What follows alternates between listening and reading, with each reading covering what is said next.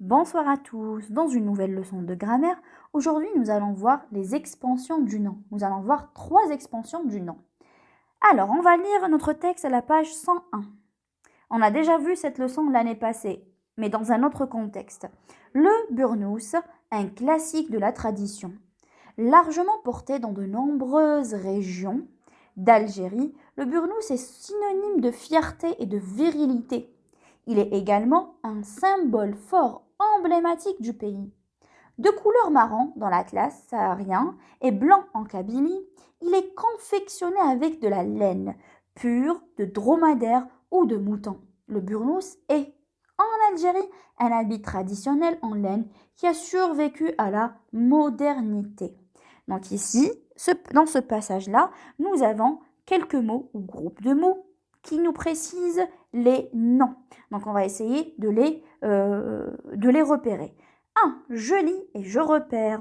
Relève les mots ou groupes de mots qui complètent ou précisent les noms noyaux en gras dans le texte. On va d'abord relever tous les noms qui sont en caractère gras, en noir foncé. Nous avons région, symbole, atlas, laine et habit. Donc les mots ou groupes de mots qui complètent les noms noyaux en gras dans le texte sont nombreuses régions d'Algérie. Premièrement, nombreuses, c'est les nombreuses régions d'Algérie. Deuxièmement, symbole, un symbole emblématique du pays. Troisièmement, de couleur marron-blanc. L'atlas saharien. La laine pure de dromadaire de mouton. Et dernièrement, un habit traditionnel en laine qui a survécu à la modernité. Ce sont les groupes de mots qui complètent les noms noyaux. Maintenant, on va découvrir ces expansions-là. On va les découvrir une par une. J'analyse en supprimant. Donc, en gros, on vous a demandé supprime ces expansions. On va supprimer nombreuses, on va supprimer l'Algérie, on va supprimer emblématique, on va supprimer saharien, pur de dromadaire, etc. Donc, supprime ces expansions. Que remarques-tu et quel est le rôle de ces expansions? Donc, si on va supprimer ces expansions-là, les phrases gardent un sens. Elles auront un sens, bien sûr, mais manque de précision. Elles ne sont pas précises. Donc, quand je dis région, quelle région? Région d'Algérie. Là, c'est plus précis. Quand j'ai dit un symbole, donc symbole emblématique, c'est plus précis. Quand je dis de couleur, quelle couleur? C'est couleur marron. Donc, elle manque de précision. Deuxièmement, classe ces expansions. Adjectif qualificatif, complément du nom ou proposition subordonnée relative. Donc la première, les adjectifs qualificatifs peuvent être placés avant ou bien après le nom. On va prendre les adjectifs qualificatifs. Nous avons nombreuse, emblématique, marron, blanc, saharien, pur et traditionnel. Les compléments du nom. Complément du nom, nous avons d'Algérie. Un complément du nom ici, il est d'apostrophe plus le nom.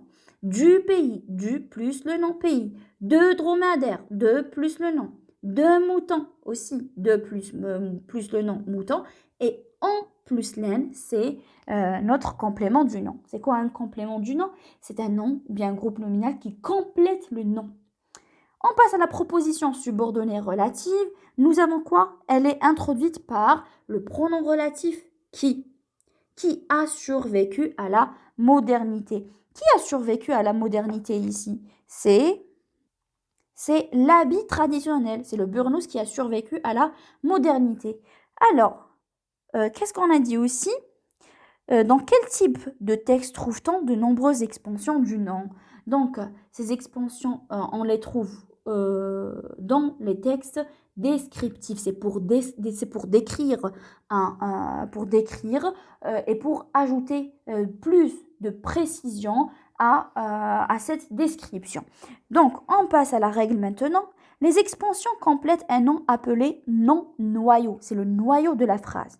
Donc, le noyau peut être complété par, ou bien peut être précisé par un adjectif qualificatif. Quand je dis un habit traditionnel, traditionnel c'est un adjectif qualificatif. Il est placé après le nom.